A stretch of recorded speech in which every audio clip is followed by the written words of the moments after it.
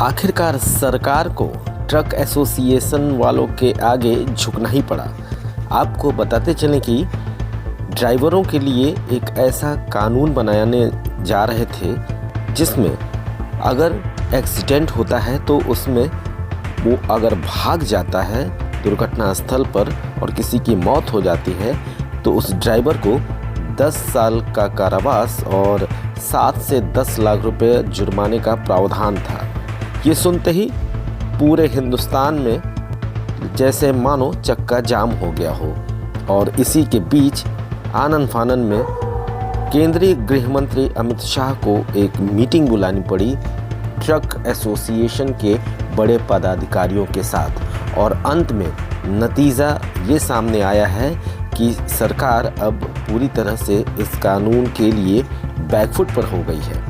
फिलहाल ऐसा कोई कानून अब बनने वाला नहीं है और अगर बनने वाला भी होगा तो बाकायदा ट्रक एसोसिएशन के पदाधिकारियों और शीर्षस्थ नेताओं से बातचीत करके ही बनेगा।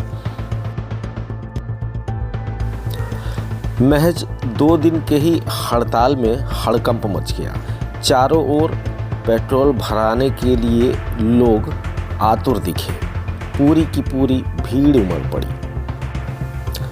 उधर अगर बात रोडवेज के बसों की भी की जाए तो उसके भी ड्राइवरों ने कुछ ही समय के लिए लेकिन हड़ताल तो कर ही दी थी। ऐसे में सवारियों की सासत होना तो तय था, लेकिन देर रात मीटिंग के बाद ये तय हुआ है कि इस कानून को सरकार फिलहाल अभी लागू नहीं करने वाली है और इस पर विचार किया जाएगा और बाकायदे शीर्षस्थ नेता जो भी ट्रक एसोसिएशन से जुड़े हैं या ट्रांसपोर्टर हैं उनसे बातचीत की जाएगी। तो अच्छी खबर ये है कि कोई भी पैनिक सिचुएशन नहीं है, सब कुछ सामान्य है और कहीं से भी किसी भी तरह की अब कोई हड़ताल नहीं है। ट्रक एसोसिएशन के अध्यक्ष और उनके पदाधिकारियों ने ड्राइवरों से अपील की है कि आप वापस अपनी गाड़ी की स्टीयरिंग को थाम लीजिए और थमने ना दीजिए इस सड़क की रफ्तार को।